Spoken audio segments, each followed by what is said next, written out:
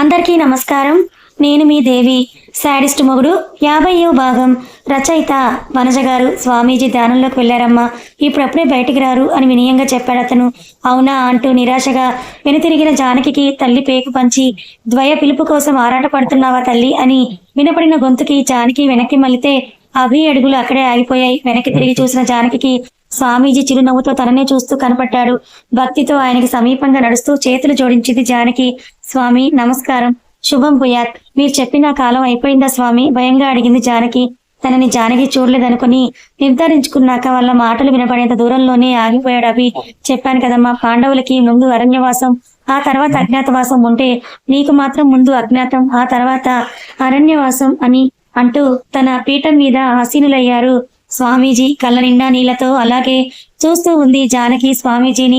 నీ బిడ్డ వల్ల నీ భర్తకి ప్రమాదమే, కానీ ఆ బిడ్డే నీ సౌభాగ్యాన్ని నిలిపేదవుతుంది. 3 తరాల శాపాన్ని నీ కడుపులో నుండి వచ్చిన బీజమే శాంతింపచేస్తుంది. నువ్వు బిడ్డని మోసే తరుణం నీ భర్తకి యమగండం. కానీ ప్రశ్నార్థకంగా స్వామీజీని అలాగే చూసింది జానకి. అది కొంతకాలం పాటే. ఇప్పుడు నీ బిడ్డ అవసరం నీ పతికి చాలా ఉంది. మీ మధ్యనున్న అజ్ఞాతం ఈ 3 నెలలతోనే తీరిపోయింది. ఇక అరణ్యం రాబోతోంది. ఎదుర్కొనడానికి సిద్ధమైన తల్లి చిరుమందహాసంతో అడిగాడు స్వామీజీ. నాకే ఎందుకు ఇన్ని కష్టాలు స్వామి? తలరాత, విధిలిఖితం తల్లి. దాన్ని ఎవరూ కూడా మార్చలేరు. దీనికి పరిష్కారమే లేదా స్వామి? పరిహారానికి పూజ, యాగం, నోము అన్ని పరిష్కారాలు ఉంటే ఎడబాటు తప్పకుండా సీతారాములే చేసుండేవారుగా తల్లి. కొన్నింటికి అనుభవాలే తప్ప జవాబులు ఉండవు. ఆ ఎడబాటు అయ్యాకే వాళ్ళ అన్యోన్యత పెరిగింది. లోకానికి ఆదర్శంగా నిలిచారు. ప్రార్థనా పూర్వకంగా చూడటం తప్ప ఇంకేం చేయలేకపోయింది జానకి. రాబోయే విపత్తుకు భయపడుతున్నా ముందున్న చిన్న సంతోషాన్ని దూరం చేసుకోక తల్లి. మేము కేవలం భవిష్య సూచకులం తప్ప వాటిని మార్చే శక్తి మాకు లేదు అంటూ ఆకులో కుంకుమ వేసి జానకి ఇచ్చి పంపించాడు స్వామీజీ. ఇంకేం అడగాలో తెలియక తలూపి ఆయనకి మరోసారి నమస్కరించి వెనక్కి తిరిగింది జానకి. నిండు గర్భిణిని ఇంతకంటే ఇంకెక్కువగా చెప్పి నిన్ను బాధ పెట్టలేను తల్లి. నీ శత్రువే నీ వెన్నంటి ఉండి నిన్ను నడిపిస్తాడు. అమ్మ అవుతావు తప్ప ఆ పిలుపుకి నోచుకోలేవు తల్లి అని మనసులో అనుకుని చిన్నగా నవ్వాడు స్వామీజీ. స్వామి, మీరు అప్పుడే ధ్యానం నుండి బయటికి రావడం అంటూ సందేహంగా అడిగాడు ఒక సేవకుడు. మానవులకు దారిని చూపించడం కోసం ఆ ముక్కంటి మాలాంటి వారికి భవిష్యత్తును తెలియచేస్తాడు. అటువంటిది ఆయన అనుకున్న కార్యం చేయకపోతే ఎలా అని మళ్ళీ ధ్యానంలోకి వెళ్ళిపోయాడు ఆయన.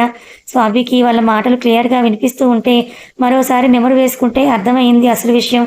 జానకి అంటే నేను అనడం వల్ల, అనుమానించినట్టుగా మాట్లాడటం వల్ల ఇంట్లో నుంచి వెళ్ళిపోలేదా?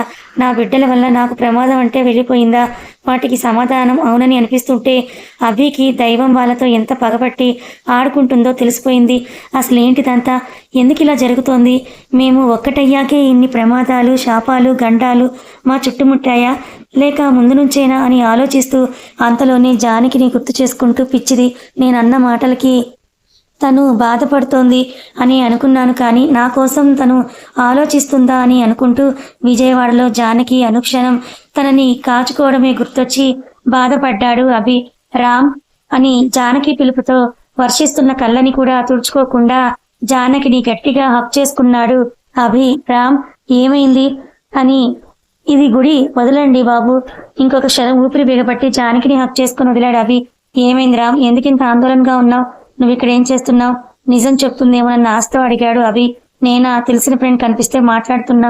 అందరూ గుళ్ళోకి వెళ్తుంటే మరి నువ్వు ఇక్కడ ఏం చేస్తున్నావు? నువ్వు రాలేదని నీకోసమే చూస్తూ ఇటొచ్చా.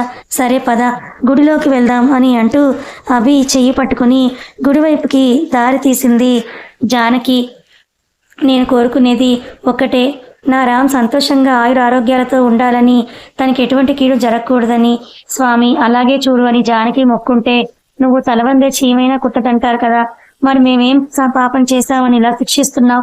నీ మీద నాకెప్పుడు నెగిటివ్ ఫీలింగ్ లేదు, అలాగని భక్తి పారవశ్యంతో మునిగిపోను లేదు. కానీ ఇప్పుడు అనిపిస్తోంది నిన్ను నమ్ముకోవడం వృధా ప్రయాసని. ఈ క్షణం నీ మీద నమ్మకం పూర్తిగా చచ్చిపోయింది. ఒకటి మాత్రం చెయ్యి చాలు, నేనున్నా లేకపోయినా కూడా నా భార్య బిడ్డల్ని మాత్రం క్షేమంగా చూడు అని ఎవరో ఫ్రెండ్కి చెప్పినట్లుగా చెప్పి జోడించిన తన చేతుల్ని వదిలేశాడు అభి. ఇదే నేను నీకు చేసే ఆఖరి నమస్కారం అంటూ అభి, జానకి వాళ్ళ పిల్లలు ఎప్పుడూ కూడా సంతోషంగా ఉండాలి అని కశ్యప్ దేవుణ్ణి మొక్కుంటే వాళ్ళిద్దరితో పాటు తమ జీవితం కూడా హ్యాపీగా సాగిపోవాలని అప్లికేషన్ ని మానసి పెట్టుకుంది. భగవంతుడి శిరస్సు నుండి ఒక పువ్వు కింద పడితే ఎవరి కోరిక తీరుతుందని పూజ అనంతరం అభి కుంకుమ పెడితే జానకి చూడకుండా అందంగా దాన్ని తుడిపేసి నిర్జీవమైన భావంతో దైవాన్ని ఒక క్షణం చూసి డాక్టర్ అపాయింట్మెంట్ కి టైం అవుతోంది వెళ్దామని అడుగుతాడు అభి. ఒకసారి అభి వైపు చూసి ముందుకు నడిచింది జానకి. వీళ్ళు హాస్పిటల్కి వెళ్ళడం, తనని డాక్టర్ పిలవడం వెంటనే జరిగిపోతే గంటలో అన్ని టెస్టులు స్కానింగ్లు కూడా అయిపోయాయి. ఒక 15 నిమిషాల తర్వాత డాక్టర్ ముందు కూర్చుంటారు అభి జానకిలు. మిస్సెస్ జానకి అభిరామ్ తలెత్తి డాక్టర్ వైపు చూసింది జానకి. రిపోర్ట్స్ లో no problem and everything going good. మీకేమైనా ఇబ్బందిగా ఏదైనా ప్రాబ్లం గా అనిపిస్తోందా? నో మేడం, బ్యాక్ పెయిన్ ఒక్కటే ఉంది, అంతకు మించి ఇంకా వేరే అన్కంఫర్ట్ ఏమీ లేదు. ఓకే, అది హెవీ బంప్ వల్ల ఉంటుంది. ఎక్కువసేపు మీరు ఒకే పొజిషన్ లో ఉండకండి. వాకింగ్, సిట్టింగ్ ఇలా పొజిషన్స్ ని మారుస్తూ ఉండండి. ఎక్కువగా స్ట్రెస్ అవ్వకుండా చూసుకోండి. కాస్త వీక్ గా ఉన్నారు, మీకు డైట్ కూడా ప్రిస్క్రిప్షన్ లో రాస్తాను, దాన్ని ఫాలో అవ్వండి అని అంటూ డాక్టర్ చెబుతూ ఉంటే తన మనసు ఇంకా తొలిచేస్తున్న ఒక డౌట్ ని బయట పెడుతూ, madam small doubt, feel free to ask Mrs Janaki. ఎందుకు నా బంప్ ఇంత హెవీగా ఉంది? జానకి క్వశ్చన్ కి అభి షాక్ ప్లస్ టెన్షన్ అయితే డాక్టర్ అభి వైపు డౌట్ గా చూస్తుంది. ఇద్దరి ఫేసులని మారుస్తూ చూస్తుంది జానకి అభిని డాక్టర్ని. డాక్టర్ చూపులకి అభి ముఖం తిప్పేసుకుంటే మరోసారి అడిగింది జానకి, నువ్వెందుకు అలా అనుకుంటున్నావు? నువ్వు ఎవరైనా అన్నారా నీతో? మంగమ్మ పేరు చెప్పలేక నాకే అనిపించింది డాక్టర్ అని చెప్పింది జానకి. కొంచెం వెయిట్ గెయిన్ అయ్యారు మిస్సెస్ మీరు, అందుకే మీకు అలా అనిపిస్తూ ఉంటుంది, అంతేకాని ఇంకేమీ కాదు. మరి పంప్ సైజ్ మీద కాన్సన్ట్రేట్ చేయకుండా హెల్త్ మీద దృష్టి పెట్టండి. ఎవరో దిష్టి కంటే సొంత దిష్టే ఎక్కువ తగులుతుందంట. డాక్టర్గా కాకుండా యాజ్ ఏ మదర్గా చెప్తున్నాను నవ్వుతూ చెప్తుందా డాక్టర్. ఇది నేను అన్నది కాదు, జనరల్గా అంటుంటారుగా. నేను బాగున్నాను, నా హెయిర్ చాలా బాగుంది, అలాగే నా పొట్ట ఇంత వచ్చింది అంత వచ్చింది అని అనుకుంటే సొంత దిష్టే ఎక్కువ తగులుతుంది అని పెద్దవాళ్ళు చెప్తారు కదా. నవ్వి ఇంకా భయాన్ని వదిలి వెళ్ళడానికి పైకి లేచింది జానకి. ఆమెకి తన చేతిని అందించి బయటికి తీసుకుని వెళ్తాడు అభి. జాను, నువ్వు ఇక్కడే కూర్చో, నేను ఇప్పుడే వస్తాను అని అంటూ మళ్ళీ డాక్టర్ దగ్గరికి వెళ్ళాడు అభి. ఏంటి మిస్టర్ అభిరామ్ మళ్ళీ వచ్చారు? Doctor, no need to say Mr. Janaki reports already Mrudula నాకు సెండ్ చేసింది అండ్ మేము డిస్కస్ చేసుకున్నాం. One more, this should be very confidential. Don't worry. Thank you aunty. No mention Abhi. Aunty అంతా ఓకే కదా? ఏమైనా ప్రాబ్లం ఉందా? ప్రాబ్లం అంటే ఏం లేదు అభి, అంతా ఓకే. కాకపోతే ట్విన్స్ కదా, తను కొంచెం వీక్గా ఉంది. పర్ఫెక్ట్ డైట్ కావాలి మీ వైఫ్కి, 2 బేబీస్కి సరిపోయేలాగా. అవన్నీ నేను చూసుకుంటాను ఆంటీ. డెలివరీకి కూడా కొంచెం ముందుగానే జరిగేలాగుంది. నెక్స్ట్ టైం వచ్చినప్పుడు డేట్ అండ్ టైం చెప్తాను. ఆ లోపు పెయిన్స్ రాకపోతే సిజేరియన్ ప్రిపేర్ చేద్దాం. Okay aunty. జెండర్ తెలుసుకోవాలని లేదా? దానికి అభి నవ్వుతూ, నాకు తెలుసా ఆంటీ అని చెప్పి నవ్వుతూ ప్రిస్క్రిప్షన్ ని తీసుకుని వెళ్ళిపోయాడు అభి. ఎలా తెలుసబ్బా? వేరే హాస్పిటల్లో కూడా స్కాన్ చేయించాడా ఏంటి అని తింకుతూ మళ్ళీ పేషెంట్స్ రావడంతో తను బిజీ అయిపోయింది ఆ డాక్టర్. బయటికి వచ్చిన అభి జానకి దగ్గరికి వెళ్ళి మెల్లిగా తనని లిఫ్ట్ చేసి లిఫ్ట్ వైపు నడిపిస్తూ ఉన్నాడు. కశ్యప్, మనులు కింద వెయిటింగ్ హాల్లోనే కూర్చొని ఉన్నారు. మళ్ళీ ఏంటి రామ్ వెనక్కి వెళ్ళాం? ఒక చెయ్యి అభి చేత్తో పెనవేసి ఇంకో చెయ్యి తన బంప్ మీద వేసుకొని అడిగింది జానకి. ఏం లేదు, లేచిన డౌట్ ఉంటే అడిగా. ఏం డౌట్? ఈ టైంలో? ఏ టైంలో? జానకి బంప్ చూపిస్తూ ఈ టైంలో ఫుల్ మీల్ తినొచ్చా అని. ఏంటి అంటూ మళ్ళీ ఏదో అర్థమైనట్టుగా అభి వైపు గుర్రుగా చూస్తూ ముక్కు ఎర్రగా చేసుకుని జానకి. డాక్టర్ ఓకే చెప్పారు, నువ్వు ఓకే చెప్తే నా అరేంజ్మెంట్స్ నేను చేసుకుంటాను. అబ్బో, అయ్యగారికి ఇప్పుడు అటువైపు గాలి మళ్ళిందా?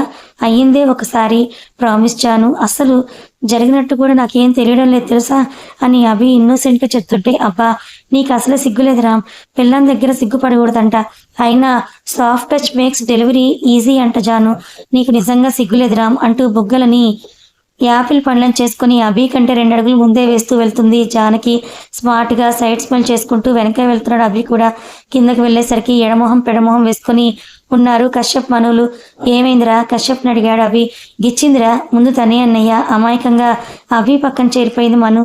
ముందు అదే అందిరా నన్ను అని జానకి పక్కన చేరిపోయాడు కశ్యప్.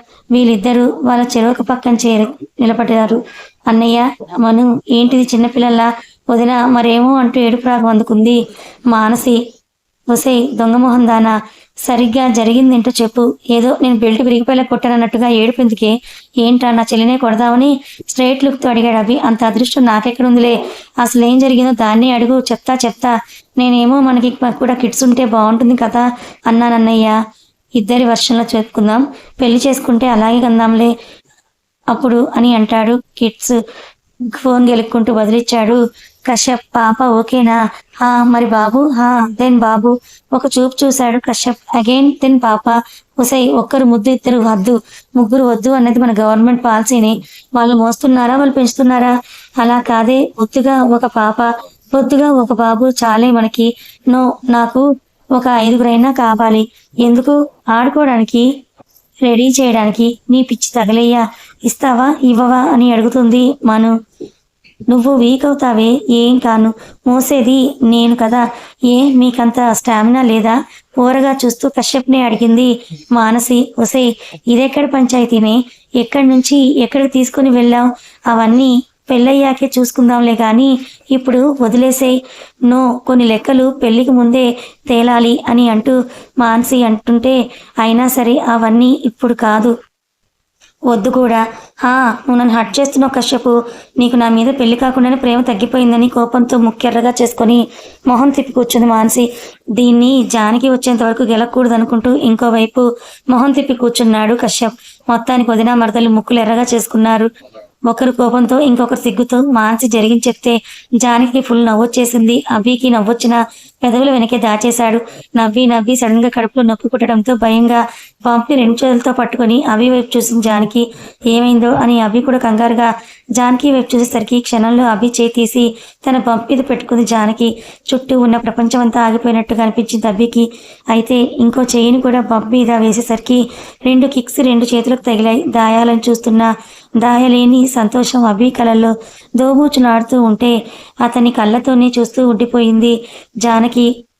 ఒక నిమిషం అలాగే తన బిడ్డల స్పర్శని ఫీల్ అయ్యి జానకి కళ్ళల్లోకే చూశాడు అభి. మాటలు రాకున్నా కూడా వాళ్ళ చూపుల రాయబారాలు మోసుకుంటూ తమ మధ్య ఉన్న ప్రేమని ఇంకో మెట్టుపైకి ఎక్కించారు జానకి, రాములు, కశ్యప్, మనువులు కూడా. ముందు కొంచెం టెన్షన్ పడ్డా ఆ తర్వాత ఇద్దరి హావభావాలు గమనించి విషయం అర్థం చేసుకొని మనస్ఫూర్తిగా నవ్వుకున్నారు. అవి తన చేతులు తీసేశాక కదలిక తెలిసిన టచ్ని ఫీల్ అవ్వలేకపోవడంతో జానకి తన చేతిని మెల్లిగా పొట్టు మీద పెట్టుకుంది. కానీ బిక్కమొహం వేసుకొని అభి వైపు చూస్తుంది. ఏమైంది? కళ్ళెగరేసి అడిగాడు అభి. మీ బేబీకి మీరంటేనే ఇష్టం ఉడుక్కుంటూ చెప్పింది. వాట్? ఏమైంది? నేను చేయి పెట్టగానే మూమెంట్ ఆపేసింది. బుంగమూతితో అంది జానకి. మమ్మీ పెద్ద మూడీ పిల్లలు కాబట్టి తన టచ్కి నిద్రొచ్చి బజ్జున్నారు. డాడీ ఫుల్ హైపర్ యాక్టివ్ కాబట్టి ఆ టచ్కి మేల్కొని కిక్కిస్తున్నారు అని అభి అంటే అభి అని పిలిచింది జానకి. మళ్ళీ ఏమైంది? బజ్జున్నారు, ఇస్తున్నారు ఏంటి? నా పంపులో ట్విన్స్ ఉన్నా ఉండేది? మెరిసేకలతో అడిగింది జానకి. ఏంటిలా నోజారాను అనుకుంటూ కడుపులో బేబీకి రెస్పెక్ట్ ఇస్తూ మాట్లాడుతున్నాలే అని తడబాటుగా చెప్పి మెడికల్ ఛాంబర్ వైపు వెళ్ళాడు అభి. కడుపులో బేబీస్కి రెస్పెక్టా? నువ్వు నీకు నచ్చని మనుషులకే రెస్పెక్ట్ ఇవ్వవు, ఇంకా పుట్టని బేబీకే రెస్పెక్ట్ ఇస్తున్నావు రామ్ అనుకుంటూ కశ్యప్, మనుతో కలిసి బయటకు వచ్చింది జానకి. మంచి యాంబిషియస్ క్లీన్ రెస్టారెంట్కి ముందు కార్ని ఆపాడు అభిరామ్. అక్కడ ఆపి లంచ్ చేశారు. 4 రిటర్న్ వస్తూ ఉంటే తనని డాష్ ఇచ్చారు ఒకరు అభిని. వాళ్ళ వైపు షార్ప్గా చూసి అభి వెళ్ళిపోతే అదే పొగరు, అదే ఫిట్నెస్, అదే యాంగర్, అదే హీట్, నువ్వేం మారలేదనుకొని నవ్వుకుంటూ రెస్టారెంట్లోకి వెళ్ళిపోయారు ఆ మనిషి. కార్ స్టార్ట్ చేస్తున్న అభికి అప్పుడే కార్ పార్క్ చేసి లోపలికి వస్తున్న అజిత్ కనిపించి నొసలు మూడిపడింది. వీడేంటి ఇక్కడ అనుకుంటూ కొన్ని సెకండ్స్ అజిత్ని అబ్జర్వ్ చేసి కార్ని ముందుకు పోనిచ్చాడు అభి. జానకి అంతా బాగానే ఉంది కదా, సమస్య ఏం లేదు కదా ఇంకా అంటూ హాస్పిటల్ నుంచి రాగానే ప్రశ్నల వర్షం కురిపించింది కౌసల్య.